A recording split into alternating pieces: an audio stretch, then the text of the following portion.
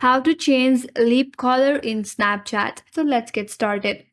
First of all, open up Snapchat application in your mobile device. After that, make sure to log into your account.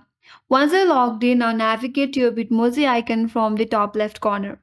That's gonna take your profile page. Now, in this profile page on your left hand side, you will get a small wardrobe icon. Tap on it. Now you will land on your wardrobe section. Now to change your lip color, there you will see a menu bar under this Explore Home.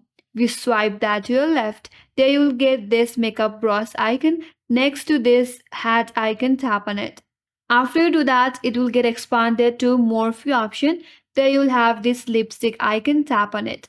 After that, you will get this multiple color in your interface. You can choose the one that you prefer.